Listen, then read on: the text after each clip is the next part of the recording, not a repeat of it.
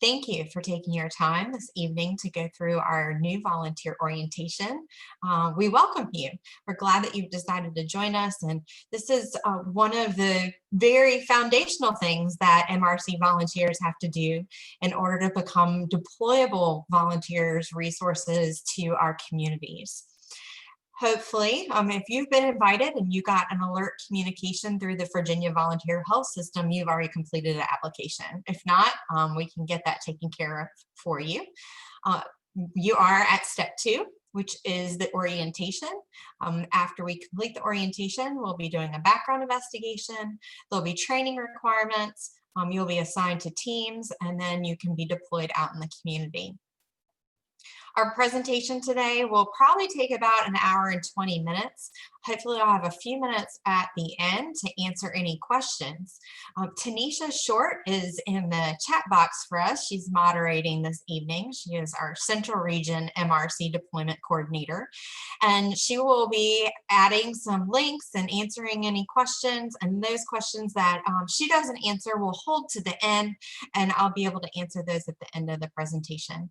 We've done this a few times, actually been giving online orientation since March. So I think I cover the good meat of everything, but if you have something that perhaps you would like an answer to, please feel free to put that in the chat box. And with that, we'll go ahead and get started. So we would like for you to understand the purpose of our program, why we were really created. Have a brief overview of public health and really what MRC is doing for COVID-19 response. It's important that you understand your roles and responsibilities as a volunteer and the things that we want you to do and things that we can't allow you to do. And we have 2 systems that support volunteer mobilization, and that is our training system and our volunteer management system. Then we'll talk about next steps after we've gone through kind of those foundational things. The Medical Reserve Corps program was started after 9/11 because there was a surge of people who wanted to help. There was many medical professionals that went to ground zero. There was a need to find healthcare providers and support volunteers that could assist with the dispensing of Cipro and Doxy after the anthrax attack. It really was the antithesis of how we started as a program, and recognizing that across the nation, there was no system before MRC to coordinate and credential healthcare professionals for public health response. And so they started this system, the emergency system for the advanced registration of volunteer health professionals. In Virginia, we call that the Virginia Volunteer Health System. The program initially started in the Office of Surgeon General, but it's now in the Assistant Secretary for Preparedness and Response in the Office of Emergency Management. And that's just the overall leadership for the MRC National Program.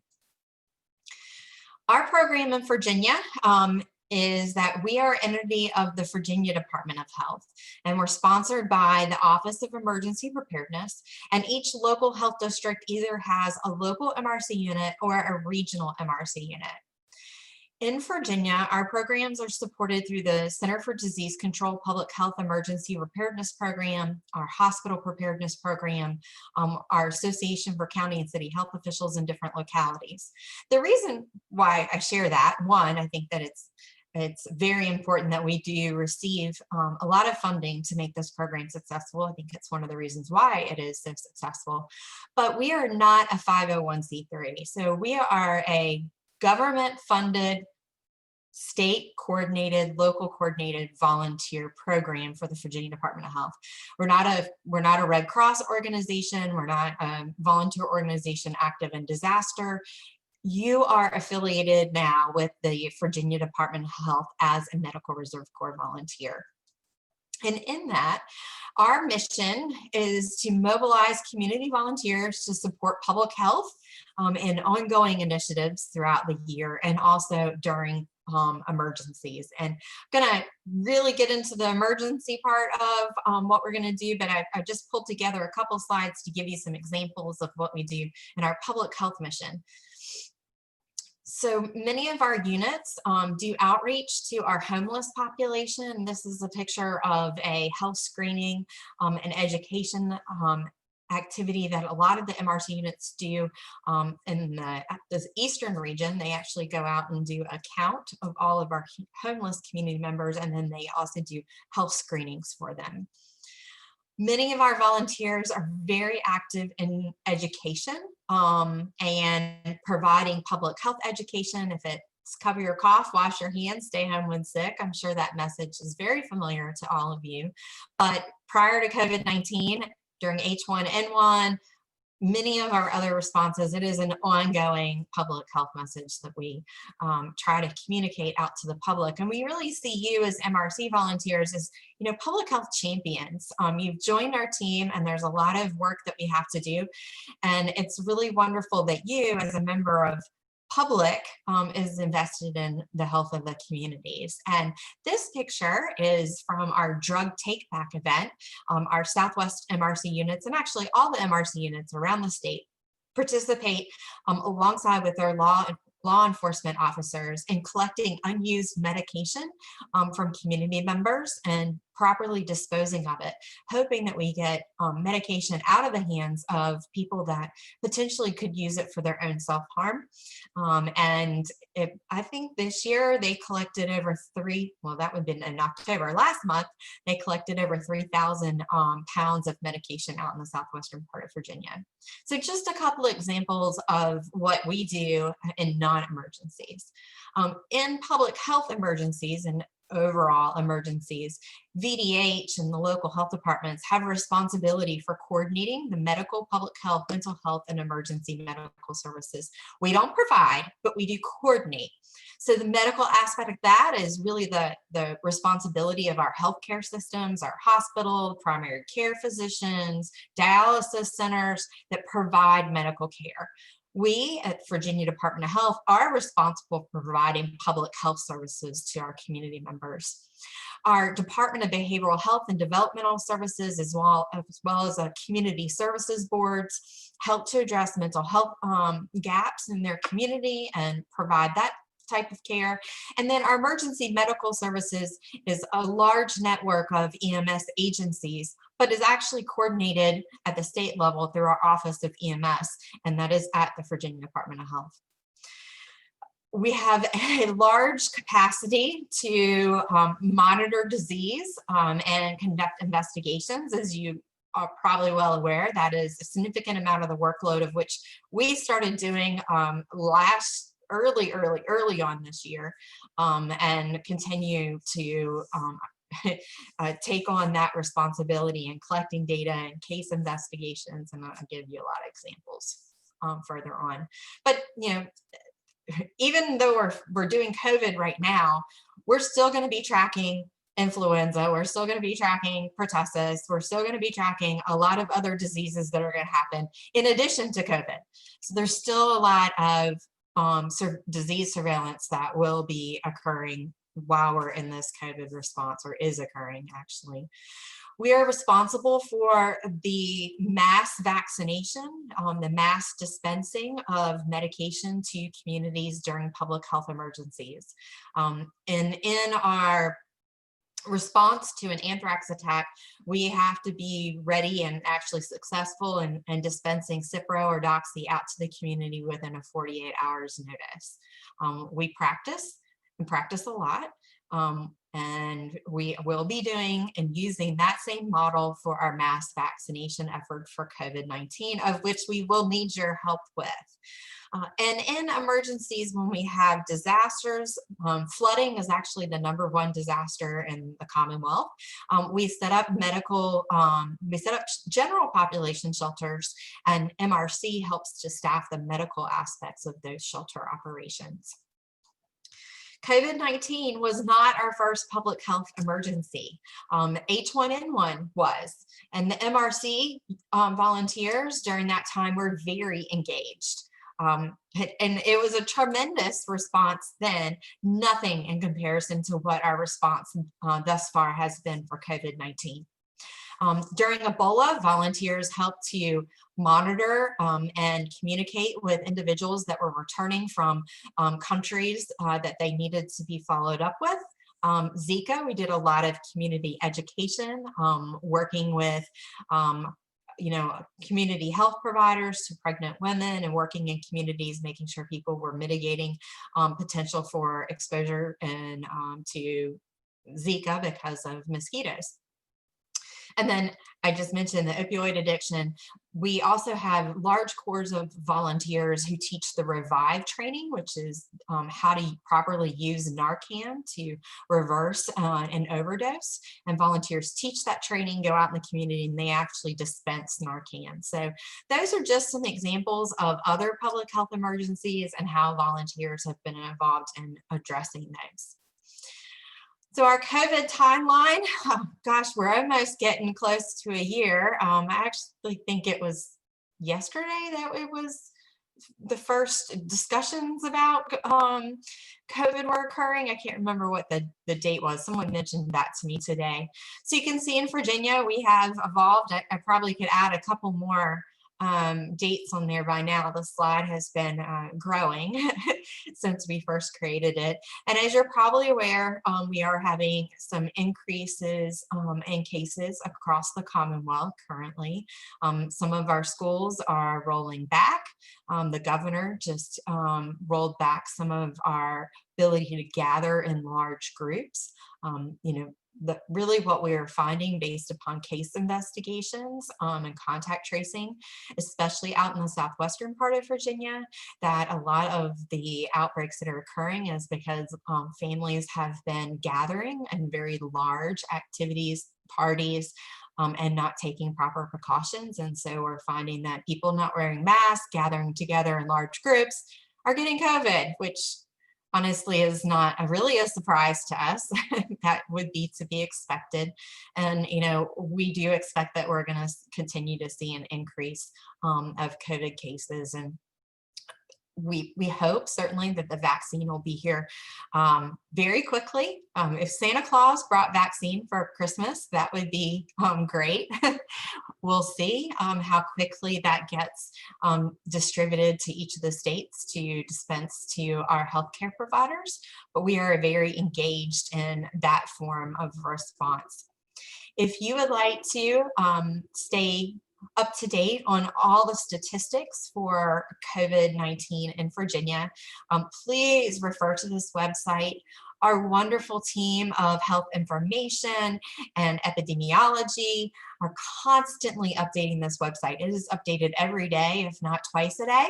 The data is updated once a day, but I know that they are constantly updating the content of some of the information as it's updated by CDC as well. So I always say I'm not the COVID-19 expert. I would probably say I'm close to being the expert about volunteer management for COVID-19, but certainly we have some very experienced state epidemiologists, deputy commissioners for public health.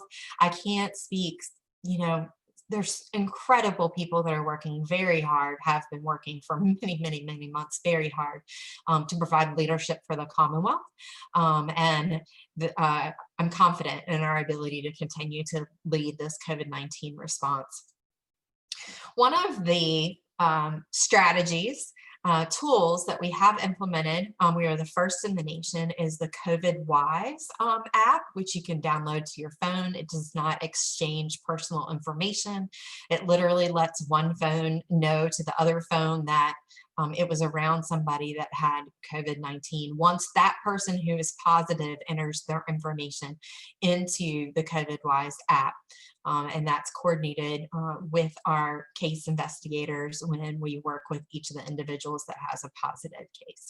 So in addition to the wearing your mask, maintaining a physical distance of 6 feet or more, washing your hands, covering your cough, all of those recommendations COVID-wise, and really sharing that public health message is some of our best strategies. So for this COVID-19 response, our MRC role has been growing for this response. The #1 mission that we have supported thus far is contact tracing. Volunteers have been very involved in public information, infection prevention, testing, medical surge, and vaccination. And I'm going to give examples of each of those. Now, I just pulled some numbers for Secretary Carey for an interview that he did today. And since March, just the activities that volunteers have done, not the training, so not include all the training that makes them prepared, but volunteers have contributed over 106,000 hours, which is over $3 million of volunteer service. That is absolutely amazing. And we have a thank you message from the governor on our Facebook page, but I can't even stress how essential MRC volunteers are to our response. Public health could not do it without volunteers.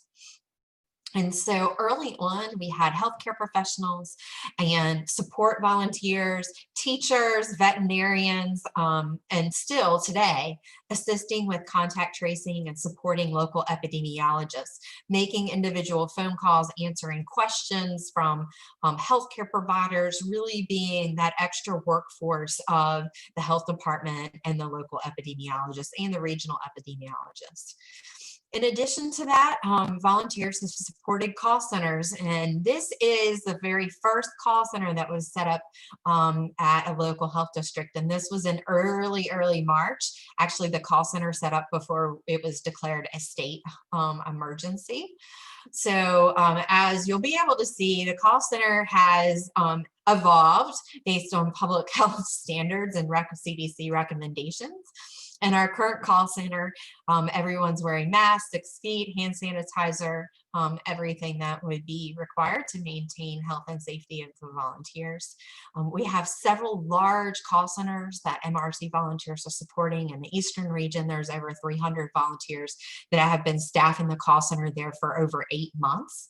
And there's at least 2 to 4 volunteers a day answering phone calls from community members. And, really this helps to alleviate a lot of stress and concerns, helps to educate community members on where they can get the proper testing or how they should get in contact with a healthcare provider, and really reducing a lot of fear. We know that information management, understanding, being able to communicate with someone that is willing to help you is very reassuring. And so we'd like to be able to provide that service to our community members, and volunteers have really been, the spokespersons for the health department.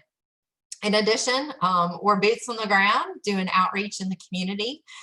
So we have volunteers that have been going out and doing community canvassing in areas where we would have testing events, walking door to door and putting flyers on doors about testing events that were occurring in the community, understanding that not everybody listens to the news or radio, social media, really trying to get the information in the hands of the people that needed it. And so flyering the community members, working with community partners is something that we do. And often when we're doing that, in addition to handing out flyers, a lot of the times we are also handing out masks and COVID-19 information.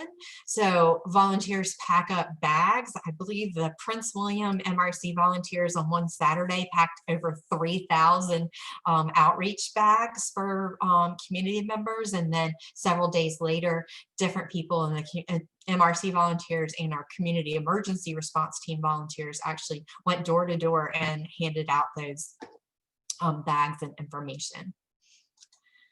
We do have some virtual volunteer opportunities, and those include helping with epi investigations. Some volunteers are supporting contact tracing virtually. We have been working with a lot of the different healthcare facilities, making some phone calls to find out what their needs are for personal protective equipment. We have a mental health resiliency team. There are lots of opportunities for online training. I'll talk to that in just a bit. We have volunteers that have been assisting with volunteer coordination, and then also with social media, either monitoring social media and providing feedback of what's occurring, or actually supporting the MRC unit Facebook pages and Instagram pages. So there's a lot of work to be done, and much of it can be done behind the scenes. But our volunteers are also faces in the community and at the local health department. The volunteers are often doing screening. So when someone comes to the health department, we have teams of volunteers that do screenings at the door. They're public health screeners, make sure that individuals that are coming in the building don't have a temperature, they haven't been exposed to COVID, you know, all those typical questions that you're probably used to answering when you go to visit in any type of medical setting. We have volunteers that are doing that out in the community. In addition, we provide training to our MRC volunteers, but also community partners on donning and doffing, properly using of PPE. You know, a lot of different providers are not used to wearing certain levels of PPE. That's not the norm for them, so some education is needed. In addition, not everyone had access to an N95 mask or had it properly fitted to them. This is a picture of a Virginia Beach MRC volunteer actually fit testing another MRC volunteer for a proper N95 mask. And I say proper is, you know, N90, you may not know, but N95 masks are not a universal size. There's not a universal vendor. An N95 mask is basically like putting on a shoe. There's different sizes and different shoemakers where fit your feet differently. And so you have to be fit tested to make sure that you have a full seal around your face when you're wearing an N95 mask. We provide the fit testing for our volunteers, for healthcare providers, for providers in long-term care facilities. So if training or doing that type of service is something of interest to you, we do have those opportunities. And we also make sure, of course, all our volunteers that need to wear N95 masks are properly fitted for them. During this past election,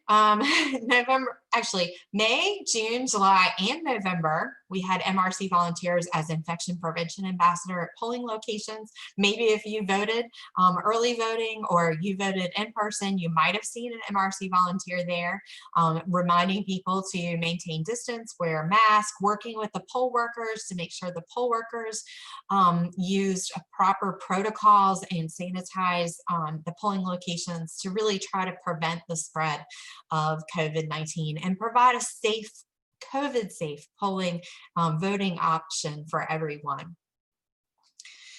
We have been staffing community testing sites, pop-up testing sites since April. The first community drive-through testing site was staffed 75% by Medical Reserve Corps volunteers, and we continue in that mission today, although we have partners that we work with, and sometimes we have standalone vendors that do community testing with us. MRC volunteers usually work alongside of the Virginia National Guard. When we have Guards members helping us with testing, MRC volunteers there. We have dedicated MRC strike teams. This is the Western Tidewater strike team that provides testing in a kind of a mobile ED tent outside of some of the facilities in the outside the hospital facilities within the community. And so they have dedicated testing teams that are 100% MRC. So you can see it's drive-through. It is inside of a tent. It is walk up in a parking lot. We are providing testing. We have volunteers that are actually going door to door in communities where we think that there's a potential for the spread of COVID and providing testing within apartment complexes and really doing micro targeted testing. In addition to testing, very early on was the need to have volunteers to support our long-term care facilities and fill the very critical gaps in staffing that occurred because of COVID outbreaks. We are just in awe of the number of volunteers that step forward to support our long-term care facilities. And although that's not a direct care mission, a direct care of residents is not what we're doing currently. It has been something that we've done in the past. The MRC volunteers continue to do the testing in long-term care facilities to help do N95 testing and infection prevention in long-term care facilities. In March, when the governor made a call for volunteers, especially medical volunteers, we were preparing to set up some alternative care locations, either in a facility like what you see here, which is a mobile emergency hospital, or within convention centers. We have plans to do that. The MRC volunteers were part of the workforce plans to be able to staff those type of medical facilities. The health systems understood that they would be overwhelmed. You know how the changes in our phased, phases of closing and reopening occurred, so that healthcare providers could stay safe in providing care and having a N95 mask, and also the ability to surge with the healthcare providers was there as well. So that's what we've been doing so far, and really what we're still doing testing, we're still doing contact tracing, we're still doing public information. I think it was my boss, said COVID-19 is not like a sprint for a hurricane.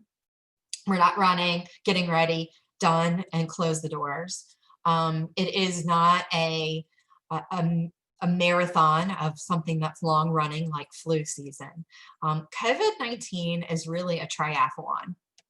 And the whole medical surge that occurred right at the beginning, where we were getting that first peak, I can tell you, it felt like we were drowning. We were lost at sea, we were drowning, we were trying to figure out so much stuff, we were learning about COVID. And then we kind of hit our pace once we got a little better understanding of the virus, and we started to do testing, and the wheels really started turning. We started bringing volunteers on, mobilizing, things are really going. And we are getting ready to put our feet to the pavement and run up very quickly this vaccination hill for this triathlon. And it is going to be of critical that we have a capable, ready volunteer workforce that can help us with mass vaccinations. The need to dispense and provide vaccinations to our healthcare providers is of utmost importance. And when that vaccine hits, we are going to hit the ground running. And before that even gets here, volunteers have already been practicing and involved. If you may or may not be aware, because of COVID and not opening up schools like typically we do, there were a lot of children who had not gone to their pediatrician, had not had their back to school vaccinations, and there was a very large gap within the first month of school starting. And so working with the health departments, MRC volunteers helped to do drive-through school vaccination opportunities for community members that needed it. And we've been able to pick up and bridge that gap thanks to a lot of really hard work from our local pediatricians and our health department and MRC volunteers. Annually, we do flu vaccination exercises to test our ability to do our point of vaccination that we will be doing in another month when the vaccine gets here. And so that looks different. This is one of the drive-through models. This is another. This was actually, that first picture was from last year. That's why she's not wearing a mask. This picture is from this year in a drive-through that we did. I think this is Henrico like rescue squad, and you drive through the rescue squad and you get your vaccinations. We've done it at the fairgrounds, different locations across the state.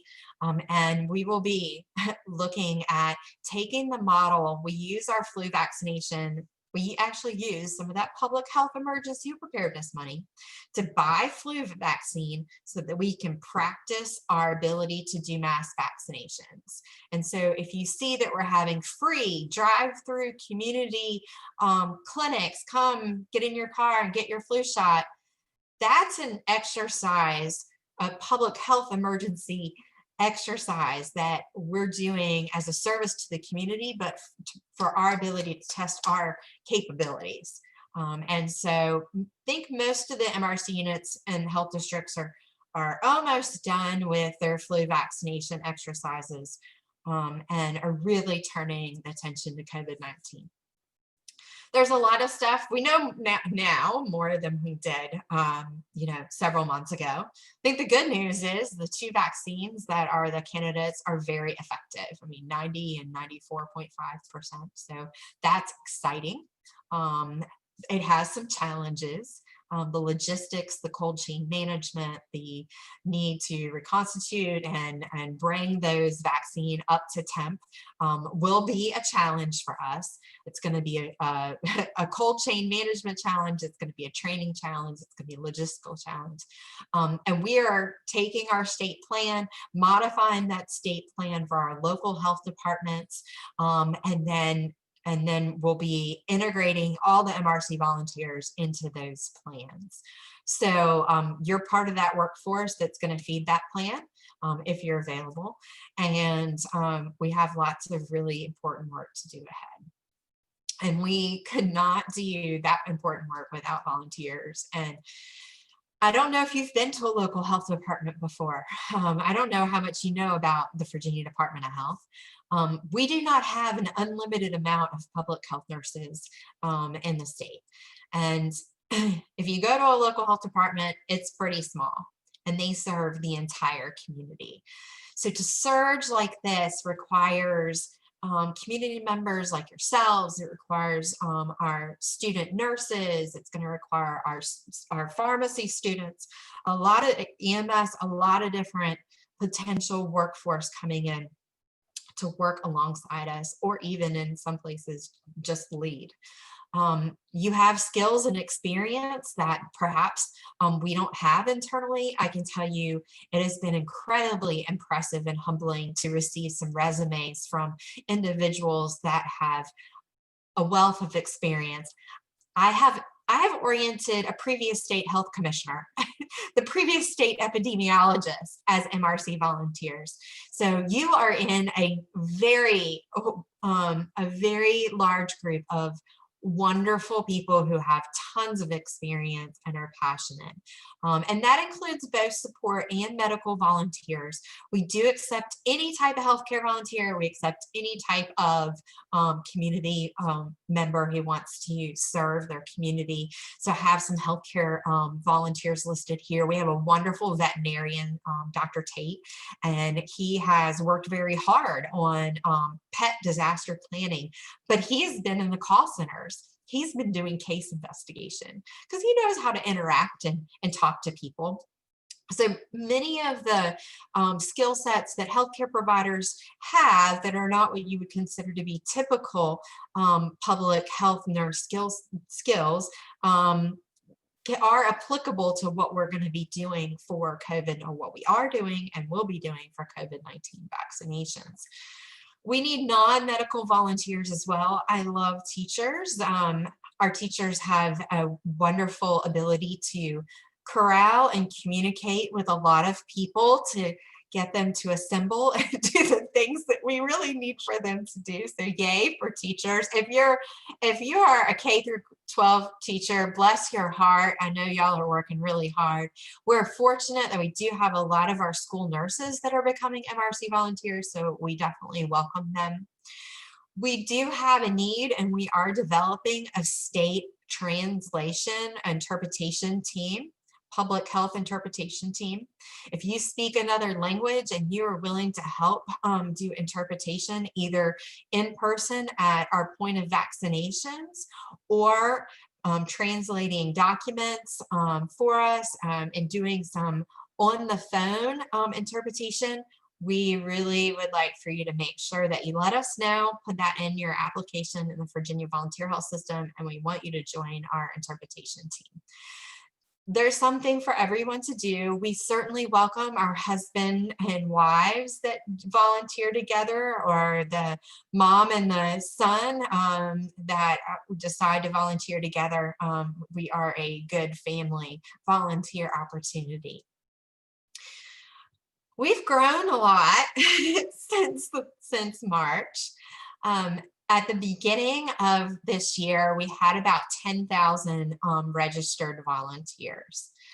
We have increased our capacity of volunteers that are deployable, that have gone through the orientation, had a background investigation, we can contact them by 60%. So we're over 12,000 volunteers that have signed up, have a badge, completed an orientation, and if they're available and they're needed and they're willing, they can come and help their community. It has been an emergency, a volunteer management emergency into itself.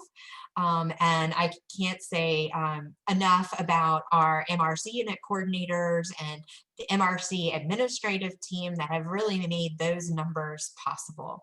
And you're one of those approved volunteer numbers that are there, the 17,361. And when we get you through the process, you'll be increasing that deployable number as well.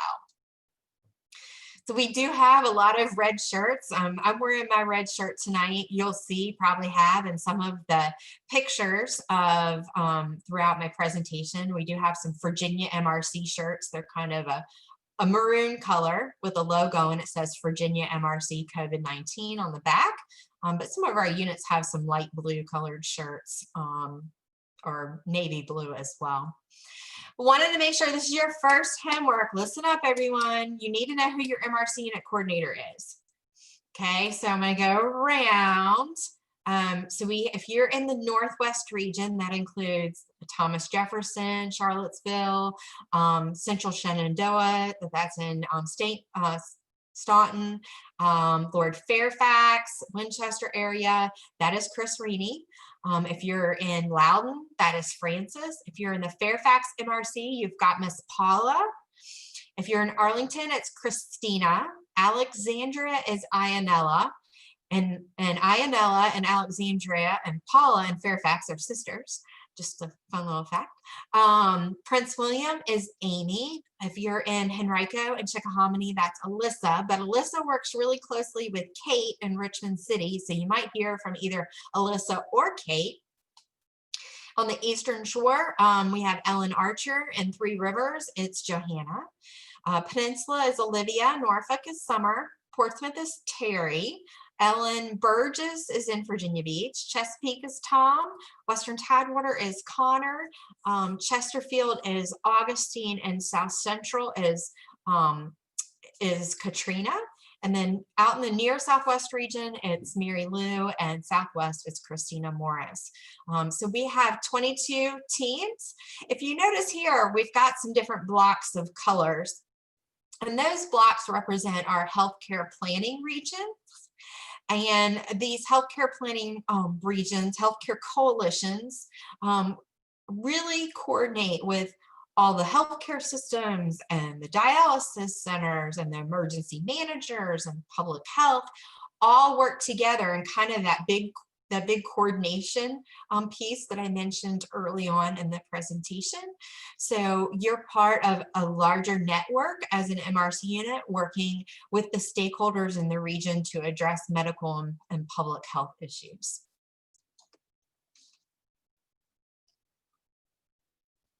So if you don't remember anything from this presentation, please remember this: do not self-deploy. Everybody, shake your head. Jennifer, I agree. I will not self-deploy. Okay, good. Thank you, Barbara and Judy. Emma, we don't want you to go unless you're notified. I'm going to talk to you about how that all occurs, but don't go unless we ask for you to. Complete the training that's required. Make sure you respond to your alert notifications. I'm going to go over the details for that. Be dependable. If you say you're going to come, show up. If you don't, please let us know so we can find other people to fill in where you are going to serve. Maintain current contact information and credential information. I'm going to show you how to do that. Our only requirement is that when you sign up, you're committed to serve, and when you sign up to show up and volunteer, you're 100% committed to being there. And that you realize that you're always representing us as a program, the Medical Reserve Corps, but even more so, you're representing the Virginia Department of Health and really the State Health Commissioner and everything that we do at VDH. In such, we are more than happy to have MRC volunteers interviewed by the media. However, it has to be coordinated. It has to either be coordinated by the public information officer who is at the location where that point of vaccination is, or it has to be coordinated by the MRC unit coordinator. We'll help make sure you have the right talking points and facilitate those interviews. We've had many volunteers interviewed, even on Dateline NBC. We had an MRC volunteer on there, a lot of local media as well. If you have a question, just please make sure you ask. If you're approached, say, I'd be more than happy to talk to you, but I really need for you to coordinate with the public information officer or my MRC unit coordinator. Let me refer you to them. And there's a good reason why we do not want you to self-deploy. Because one, we will have to remove you as a member of the MRC. And really, primarily, the reason why we don't want you to self-deploy is we want to make sure that you are an asset to the response, you are not a burden to the response, and you are safe. Because if you just show up, it might not be a safe environment for you to be there. And we want to make sure that you are well taken care of, that people know you're coming, that we know that you're still there, and everything that happens that we can take care of you. And we also want to make sure that you're provided with the liability coverage that is provided in code for Medical Reserve Corps volunteers. So don't self-deploy. Don't share any protected health information, identity information about anyone that attends any of our events. I'm sure you are all well aware of our Health Insurance Portability and Accountability Act. We have to maintain secure information for all the patients and clients. If you did not review that when you completed your application, there was an option for you to download the HIPAA acknowledgement form and the liability acknowledgement form on the orientation webpage where you signed up or got the link to attend this training. At the bottom of that page is actually a list of documents that you can download. One of them is that form if you would like to review it. I encourage you to do that. As well as there's also some handbooks for each of the MRC units that you can download there. We are fortunate in the Commonwealth that code was passed to provide liability protection to Medical Reserve Corps volunteers, and that is specifically Medical Reserve Corps volunteers in code. And we can provide you with the same protection of immunity liability as any of Commonwealth of Virginia employee. So you are provided, something happens, our Office of the Risk Management Division and Secretary of Treasury's office make sure that you have the coverage that's needed. We cannot provide workers' compensation to volunteers because we're a right to work state and we haven't gotten anything passed that'll allow that to do that from a state level. However, some localities have been willing to provide workers' compensation to volunteers, and I have to refer you to your local MRC unit coordinator to tell you which localities those are. So don't share information about our patients and clients, but we don't share information about you unless it's absolutely necessary. Your information in the Virginia Volunteer Health System, primarily and first and foremost, is your information for you to update and manage from your contact information and your account. However, on the other side of that, we have over 160 administrators that work in the Virginia Volunteer Health System. I go and open up this monster of a volunteer management system. I hit the button to look at all of the different volunteers we've had in there. If I did all the volunteers, those that are still with us and have left, there's over 33,000 applications that we've managed. And it takes a huge staff to be able to do that. So we are fortunate to have our MRC unit coordinators. Many of the MRC unit coordinators actually have assistants now. We have our public health emergency coordinators, and then our Virginia MRC administrative team, which Tanisha, who's in the chat box, is one of those members as well. And then Raquel, she's in there as well. She just joined our MRC admin team. See her there. And so you may be interacting with either of those two ladies in administrating and managing your account. You agreed to allow us to share your information as needed. So if it's necessary for us to make sure that the person that you are deploying to, the supervisor, we're more than likely going to share your emergency contact information with them in case something were to happen. They could reach out to your emergency contact.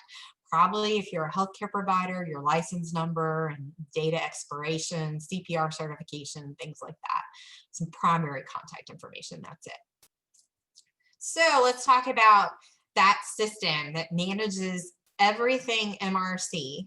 And it is all web accessible, even on your cell phone. You can get to the Virginia Volunteer Health System. Hopefully you've all been to this screen. It's our homepage. And you have gone over to the register as a new volunteer button over here, and you completed your application.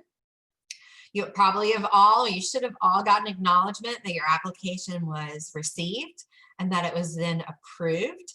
You have a username and a password. Please do not ever come over here and hit this blue button again.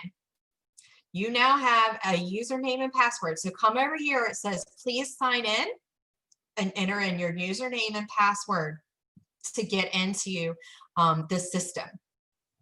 And you click the sign in button. Now, if for some reason you have problems logging in, you can reset, you can find out your username, you can reset your password just by clicking on the trouble logging in button. If that doesn't work, there is a contact us button, and that will allow you to email our Virginia MRC admin team, and Carrie or Laura, one of the team members, would be happy to help you and get you back access into your accounts. When you log in, it's going to be a screen that looks similar to this. I really should do a different screenshot with alerts, but your alert messages are going to be listed here.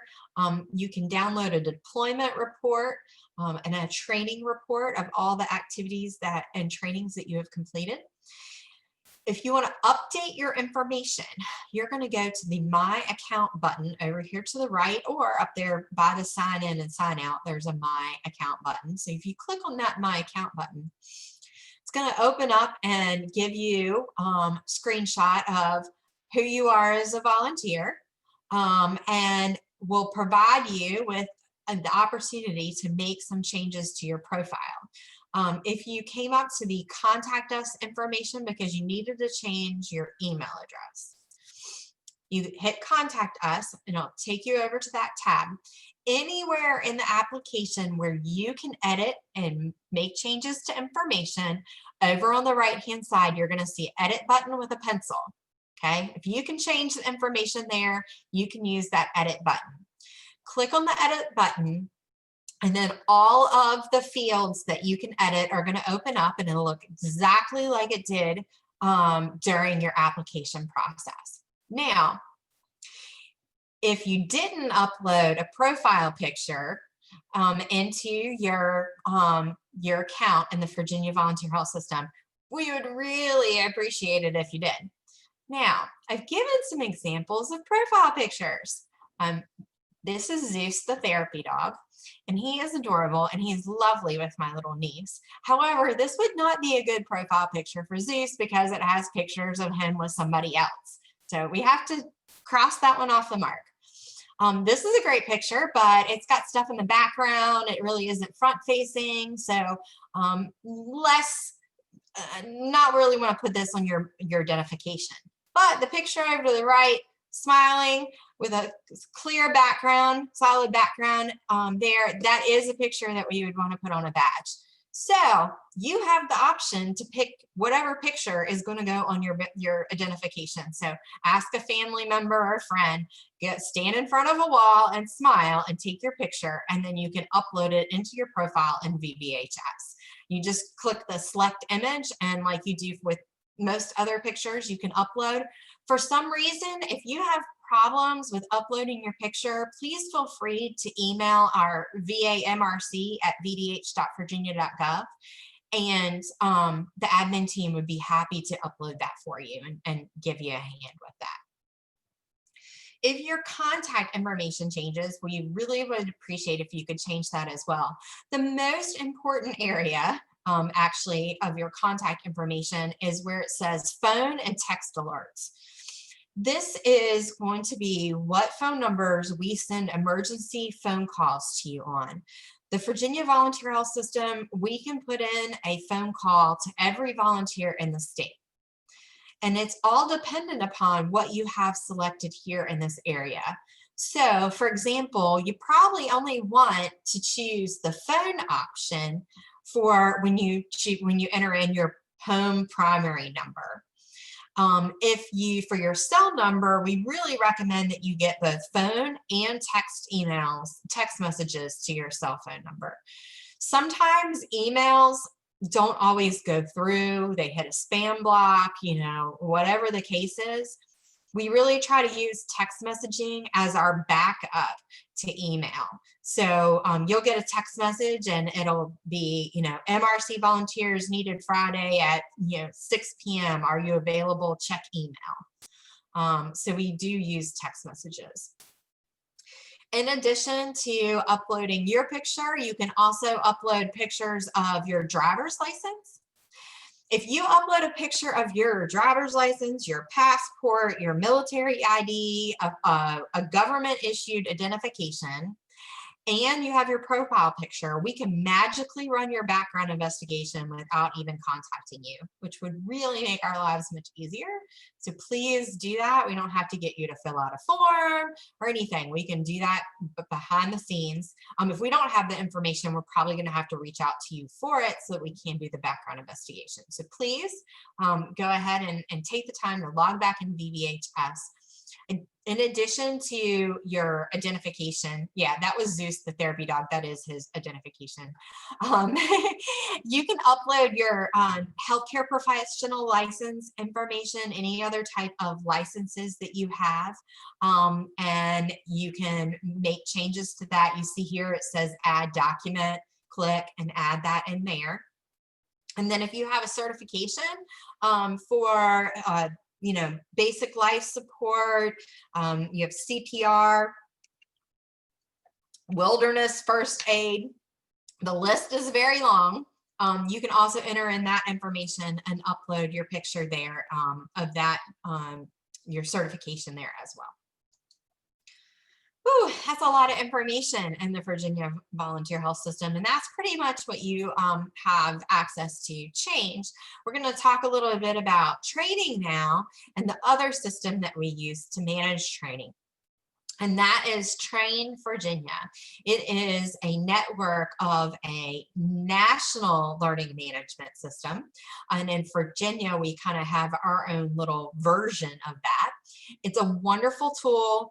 It'll give you accessibility to a wealth of information from CDC, federal partners, Johns Hopkins. I mean, the list of resources is just amazing. What you need to know is please do not go in and create a train account. We automatically create a train account when your account in the Virginia Volunteer Health System is approved. So you will get your train account. I'll ask Tanisha to put in the chat box the link to our training page. And on that training page on our website, it gives you instructions on how to log in to train for the first time. So you can follow that. And so don't create an account. If you have problems, you can email va_admin@train.org. Brad Bradley is our train administrator, and he is so awesome and be happy to help you. Now, the train platform for learning management is really there to help you be confident about your role as an MRC volunteer. But if you're pursuing something in public health, you just want to learn more, this is a great resource and tool for you. And you're welcome to take any training in there that is of interest to you. It's not limited to what you need we need you to take. Some of the courses do have CEUs. You can review the course descriptions, and it'll tell you at the bottom if there's CEUs and how to obtain those CEUs. You have access to your records in Train. You also have access to your records in the Virginia Volunteer Health System. And actually, I need to take that out. We can't go from Train to VVHS anymore. Train changed something. So ignore that bullet there, but don't create the Train account. We ask you if you have time available to look at some of the additional courses that we need you to complete. A lot of the MRC units, Fairfax specifically requires 100 and 700.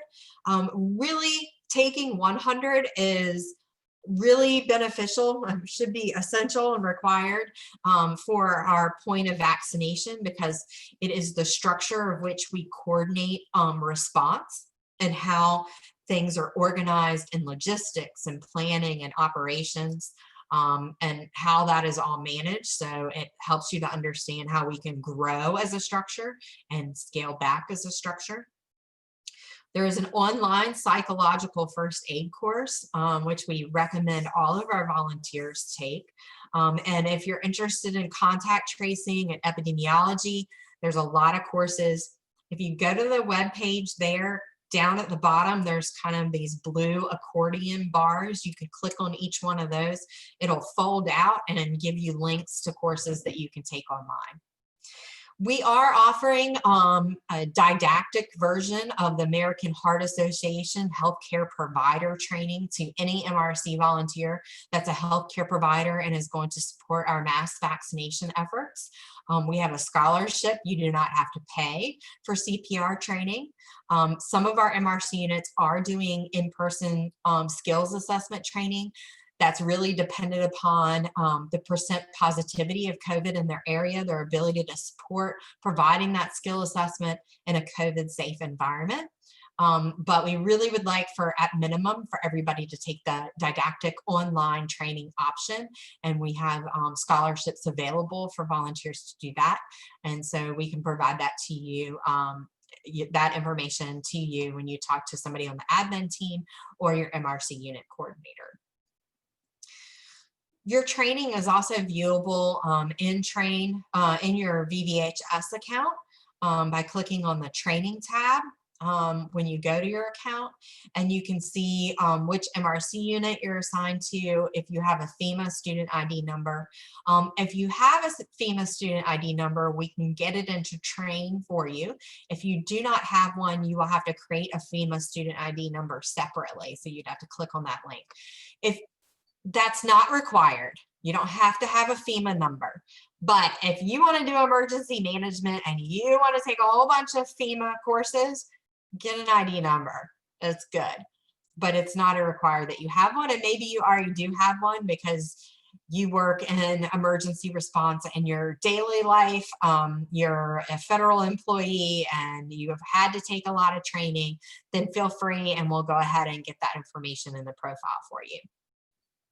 Once you're trained, we have the background investigation, you've done your orientation, then you're ready to hit the ground running and go out in the field and do good work. And this picture here is of our MRC volunteers. At the last inauguration, we deployed volunteers to work with the National Park Service, U.S. public health officers, the National Disaster Medical Assistance Team. MRC volunteers provided basic life support in 10 medical tents along the National Mall for the inauguration. We currently have a request to do that again, and we're reviewing that request, and we may be sending volunteers to support that request as well up in the northern region of Virginia. But I just add that because we're not MRC alone.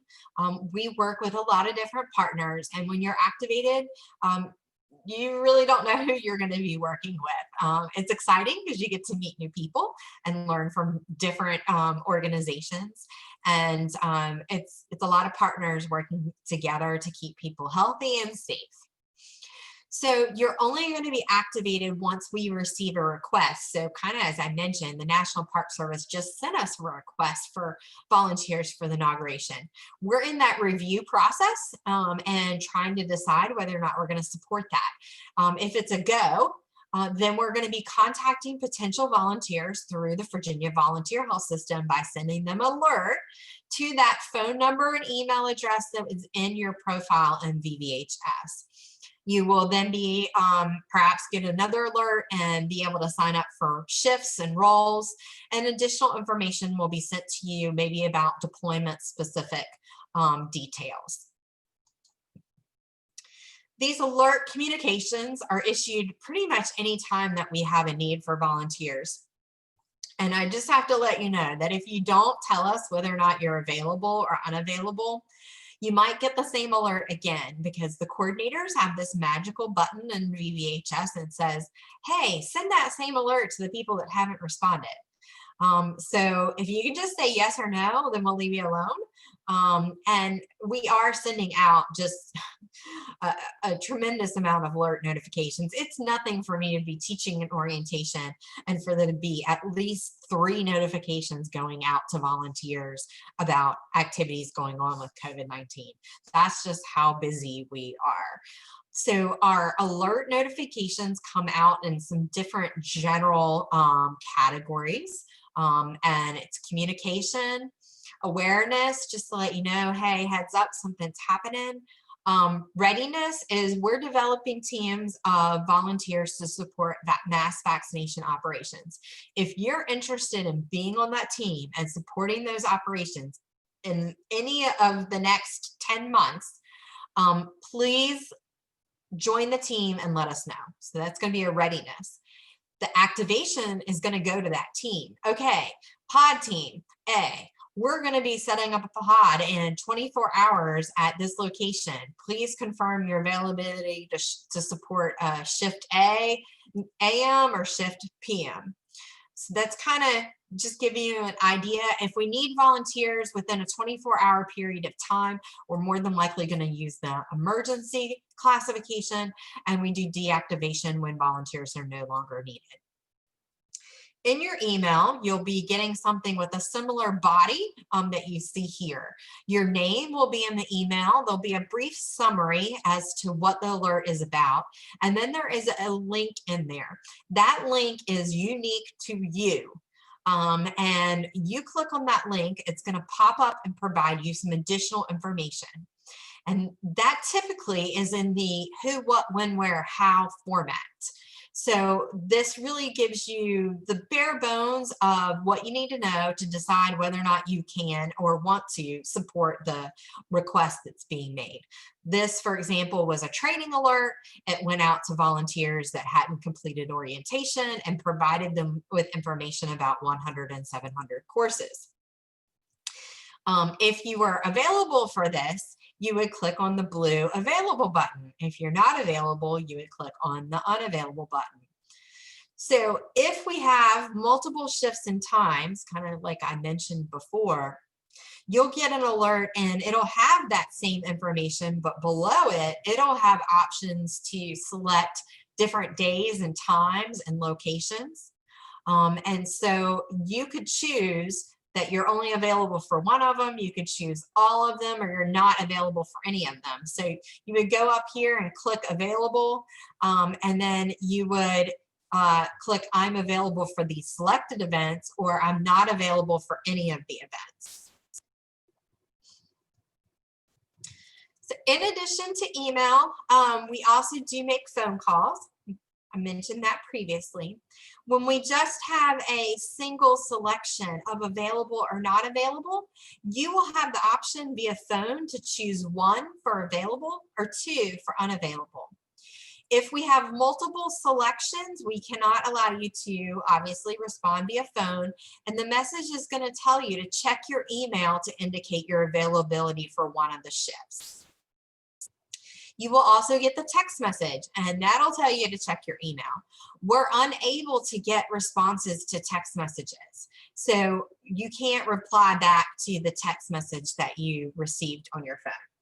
Sometimes the MRC unit coordinators will put their phone number and say, you can text me back at, and they'll give you a phone number, but that typically isn't the way that we receive confirmation of availability.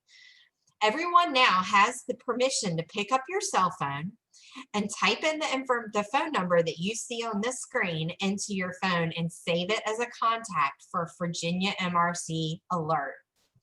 804-864-7200. That is the phone number that you should answer. We are not selling you car insurance, asking you for your political opinion, doing all of those phone calls that you are so over receiving. We're going to be telling you what we need for you to do and what the next opportunities are. So make sure that you save that in your contact so you know that it's coming, that message is coming from us. And we importantly want you to say that you're available. You're here spending an hour and a half with me tonight so that you can become available. We want to make sure that you are qualified, that you are personally, physically, and emotionally ready. And this is a little bit more perhaps for when we do our disaster response, but definitely applicable because COVID-19 is a really stressful time. And if you are stressed, it is okay to say, you know what, today is not the day for me to go and interact with the public or to answer phone calls. I'm having a hard time today. I just found out that, you know, my grandmother is really sick and we're concerned about how she's doing and she has COVID, and whatever the case, whatever the reason, it's okay. But you have to make that personal assessment of whether or not you are physically, personally, emotionally ready to deploy. And so also whether or not you can truly make the commitment. Because of the constant evolving and changing and the complexity of our coordination, we can't do a lot of customization of time and shifts. So we're asking that if you are signing up to be there from 4 to 8 p.m., that you are available from 4 to 8. Not, hey, I can only come from 4 to 7. We really need you to be committed for the entire time period. Make sure you review that request, that you understand that if you're responding and saying, I'm a nurse and I'm okay with doing that, that, you know, you're practicing within your standards of care and your expertise or training. At any point in time, you do not feel you're qualified or trained enough to do a specific thing that you are tasked with or asked to do, please let your supervisor know, or just say, hey, look, you've asked me to do this vaccination thing, and I've got some reservations and I don't really want to be a vaccinator. I don't feel like I'm right for this request. And that's okay. We can change your assignment to make sure that you are right for the request. And sometimes it's just not right now, and it's okay. please, we have some amazing volunteers that have worked really hard in their regular work life and volunteer on the weekends, on a Saturday, in the rain, doing COVID and flu vaccinations. If you're on our Facebook page, you'll see all of that great work that volunteers have been doing. But we really want you to take care of you and make sure you take a break and you take care of your mental health. So you're going to get lots of alert notifications in VVHS. We don't expect you to be ready and available for every single one of them. Okay, that's okay. Everybody needs a break. Also be mindful that, of course, COVID-19 is a different volunteer environment. We will ensure that you are wearing the appropriate PPE for the job that you're assigned to do. And that is really important to us, is your safety. If you are at high risk, there are a lot of opportunities for volunteering that are at low risk, like assembling materials, talking on the telephone, and you can serve in those different positions. I don't think I have it on here. So Medical Reserve Corps volunteers are in the priority group for getting the COVID vaccine. We are in phase 1A group to get vaccine. So if you have concerns about serving your community because of getting COVID, our volunteers are our public health workforce, and you will have the opportunity to get the COVID vaccine when it first comes out. And that's medical and non-medical volunteers. If you're signing up for the vaccination teams, you will get the vaccine first. And so you might get the vaccine and then be turning around and helping other people get the vaccine, other healthcare providers. So I wanted to make sure that you're aware of that as well, as far as your safety. All that being said, it's your personal decision to say, I'm ready to go or no. And it is certainly okay to say no. And understanding that when you go, you are a volunteer. We certainly appreciate, understand, and are so grateful for your service. And we understand things do, change. I'll just say that we have had many volunteers that have served their community as a volunteer. And then when our contract positions opened up for testing or for contact tracing, many of the volunteers we hired as contractors. Not a requirement, but certainly if you do the job and you do it well, and we open that position up and can fund it, we encourage our volunteers to apply for those positions. But right now, you're, of course, as an MRC, in an unpaid volunteer position. Always know that you represent the MRC. We ask that if you have a shirt, you wear it. You should all get an identification badge, and you should always wear it. And you'll have a Virginia MRC lanyard. Most of them are navy blue now, with your identification badge, and then a Virginia MRC shirt or a polo shirt like I'm wearing. More than likely, as we get into some cooler months, I don't know, it hasn't felt very, I'm in Suffolk, by the way, in the eastern region, so it hasn't felt very much like fall yet here. And I jokingly say that's probably because I'm in this office space with 73 degrees for most of the day, and I don't get out of my office enough. But anyways, we probably will move to vests so that we can layer them on top of clothes if we're doing activities outside. That's a little sidebar. Okay, we want to make sure you please follow the instructions for signing in and signing out.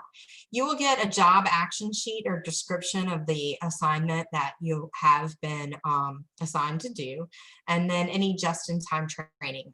Please make sure you wear your PPE, you don and doff it appropriately, and so that we can make sure that you stay safe. Now, I was told by one of my, actually, Tanisha in the chat box said I need to take Gumby out because not everybody knows Gumby. I needed to put a rubber band there. But But my boss is a colonel in the Marine Corps, and if you know, Barbara must be related to a Marine. Semper Gumbi is one of their mottos. So always be ready for change. It will happen constantly. We will be in a hurry up and wait. We are lighting the fire right now for vaccination preparation. I mean, the fire is lit, and we are going to be hurrying up, and then we might be sitting aside maybe for Christmas and sitting around waiting, and then 3 days after Christmas the vaccine's here and we're doing vaccination for all the healthcare providers. I don't know. And we're just going to have to be ready when that does occur. So be flexible, stay in communication. The work that we do is so rewarding. Being able to help other community members protect their health, and to be able to not only for this emergency, and really this emergency is an unprecedented global pandemic of which I hope none of us ever have to experience or endure again. But just in our non-emergency role, I mean, how wonderful it is that people dedicate their time to help those that are without homes, that we do outreach into our seniors and provide free blood pressure screenings. The work that we do on public health and MRC volunteers is just so important and rewarding. And I really hope you get that sense now that you've said yes.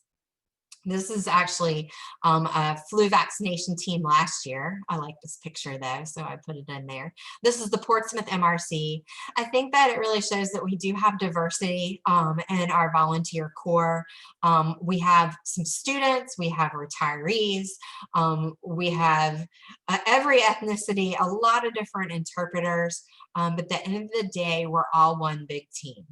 And I hope that you have the opportunity to meet new, make new friends, perhaps see a nursing friend that you haven't seen in years. I know the nursing group is very tight. There's always connections from one place to the other.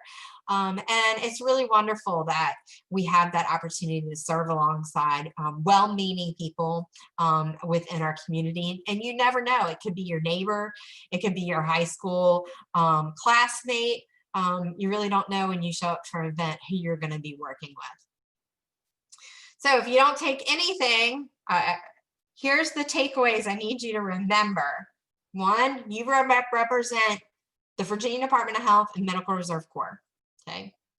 You will be activated when you're needed. So maybe you do have a friend that's a member of the MRC, and you're talking to them virtually, and they get an alert on their phone asking them to do something, and you didn't get one. And now you're like, well, why didn't I get one? Well, you didn't get one probably because you weren't the type of person that was needed for the response. So we will activate you when you are needed. Please respond to those alerts. Happy for you to talk to the media as long as it is coordinated. Don't go and create a train account, because we're creating one for you, and really be on the standby for a deployment. Take the training and be ready to step up and serve your community in very meaningful ways. So our next step, your next step is that if you've got that application approved, we're going to do the background investigation. Get your profile picture in VVHS. We'll get the your identification, print it off. We're going to complete the online training. We just did a point of dispensing operation training last week. We recorded it, but we will be doing another point of vaccination, COVID point of vaccination online training using a Zoom platform, probably the first week in December. So stay tuned for that. Be ready to be mobilized and demobilized. And that is the core content of our training this evening. Looks like I have about 10 minutes left. Here is what we need to do, so don't sign off just yet. We have one more really important thing. We need to make sure we know that you were here. So if you go back to that web site that you got the link to attend this training, the orientation website, there is a block at the bottom that says, click here to log your attendance. Okay, so you're going to click on that. It's a Google form to log your attendance. I don't know, Tanisha might be able to put that link in the chat box too, but it's easier just to go to this website. And the secret phrase for attending orientation is Virginia MRC rocks. So when you say who you are, which MRC unit you're with, and it asks for the secret phrase, you're going to put in Virginia MRC rocks. Okay, it looks like everybody's writing that down. Great. So finally, I just want to say thank you. Thank you for spending the evening with me. Thank you for choosing to volunteer. It is incredibly humbling for all of us as coordinators that you have so willingly come alongside of us. This has been, as you can imagine, overwhelming for us in public health. Even though we planned for this pandemic, we didn't want it to happen, but we've had pandemic plans for well over 14 years now. I know the average person didn't even think about pandemic planning. It hasn't been on your radar. It's been on our radar. And so we've been planning for a pandemic and all latitudes of it for many, many years. And MRC has been, one of the critical key pieces to the success of our responding to the pandemic. And I just want to say thank you on behalf of the governor, the state health commissioner, and our leadership at VDH. We are just honored that you've decided to serve alongside of us. And that is the end of my presentation. I will hand it over if you want to, Veronica, open it up to Tanisha. I haven't been monitoring the chat box. So Tanisha, are there any questions that maybe I can answer that were put in the chat box this evening? Hi, yes. There was a question of the credit type to select when registering for the ICS 100 course. I don't know about the credit for ICS 100. I'm trying to think because I haven't looked at that course. It depends. The credit would be coming through FEMA. So I think that's option.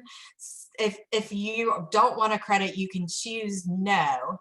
Tanisha, if you want to put it in the chat box, we have an email address. Actually, Adrenia is on the in the training as well. You can email training@vamrc.org, training@vamrc.org, and you can ask any training question there. And Adrenia, who probably sent you the communication about this training, she can answer that for you.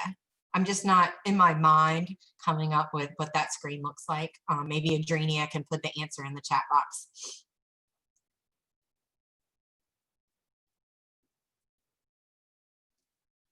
Tanisha, were there any other questions?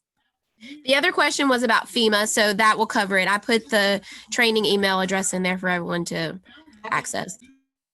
All righty.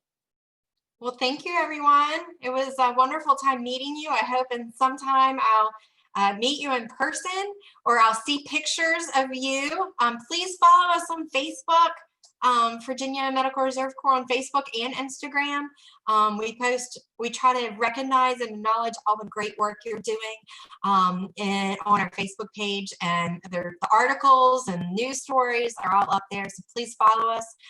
And if you know somebody else that would make a great volunteer, please invite them to volunteer. We're still looking for more volunteers. So if you have a cousin that is a nurse, or you know somebody who can speak another language, encourage them to come and volunteer alongside of you. So I thank you for your time, and we will be talking to you at maybe our next online training. Have a great evening.